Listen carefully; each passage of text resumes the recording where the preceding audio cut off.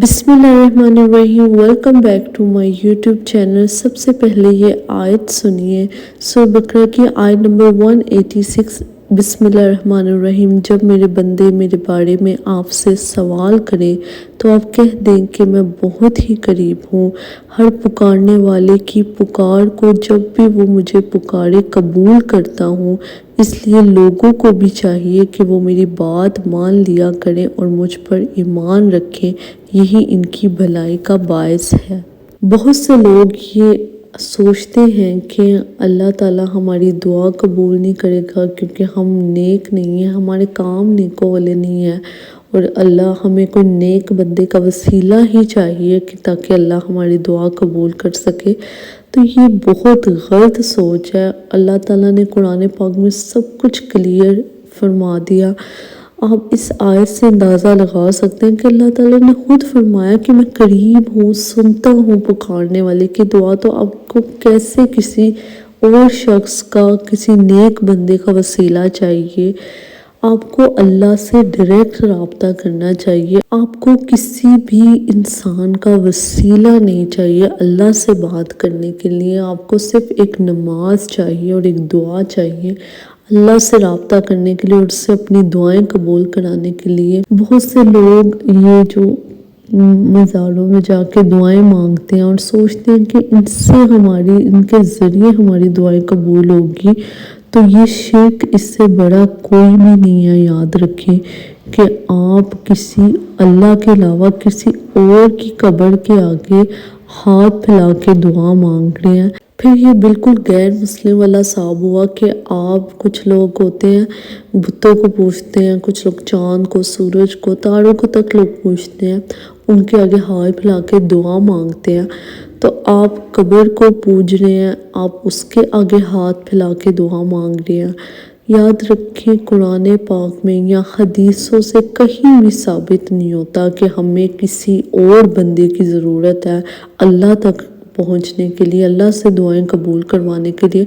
हर जगह हमें यही हदीस आयत से साबित होगा कि अल्लाह से डायरेक्ट रब्ता करना है। जूते का तस्मा भी टूट जाएगा, हमें अल्लाह से मांगनी है दुआ।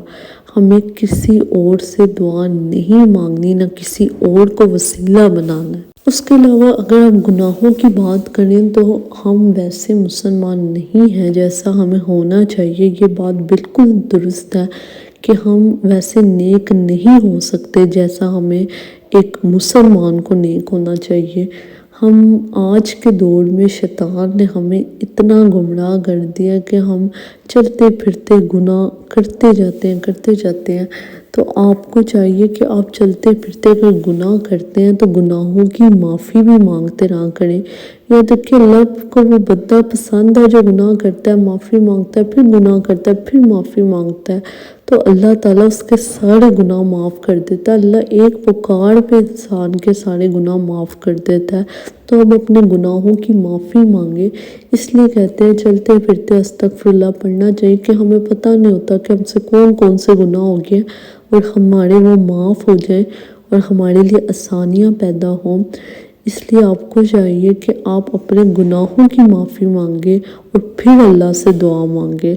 तो अल्लाह को ऐसा बंदा पसंद है कि वो गुनाहों की माफ़ी मांगे। और इस चीज़ पे अल्लाह का बिल्कुल यकीन रखें कि अल्लाह ने ही आपकी सुननी और अल्लाह ने ही आपकी कबूल करनी। बेशक एक मुसलमान इतना गुनाहगार हो सकता है, लेकिन एक सच्चा मुसलमान गुनाह करने के बाद भी सिर्फ अल्लाह से मांगता है और अल्लाह पे यकीन रखता है। जब आपका ईमान पक्का होगा ना, कभी ये रख के देखें कि अपना सारा यकीन अल्लाह पे रख लें कि अल्लाह ही करेगा, सही करेगा, कभी मेरे साथ गलत नहीं हो सकता या कभी मेरे साथ बुरा नहीं हो सकता, सब बेहतर करेगा, अल्लाह ही करेगा। और आप यकीन जाने, इस यकीन के बाद आपके साथ ज़िंदगी में इतना कुछ अच्छा होगा ना कि आप सोच भी नहीं सकते।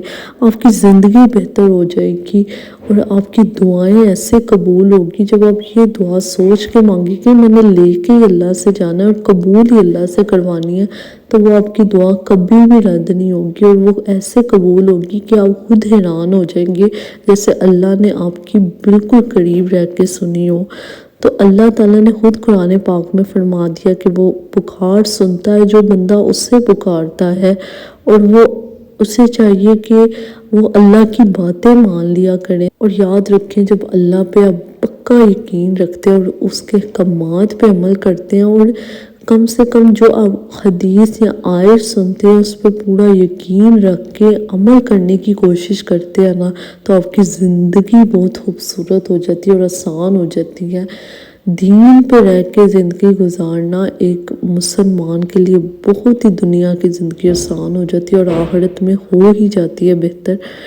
آپ دنیا کی زندگی کو بہتر بنانا چاہتے ہیں، آخرت کی زندگی کو بہتر بنانا چاہتے ہیں، تو آپ کو صرف چاہیے کہ آپ دین پہ عمل کریں، اور دین پہ عمل کرنا کوئی مشکل کام نہیں ہے ایک مسلمان کے لیے۔ وہ شوق کے ساتھ اس چیز پہ عمل کرتا ہے، اور اپنی دعاؤں کو صرف اللہ کے آگے رکھا کریں۔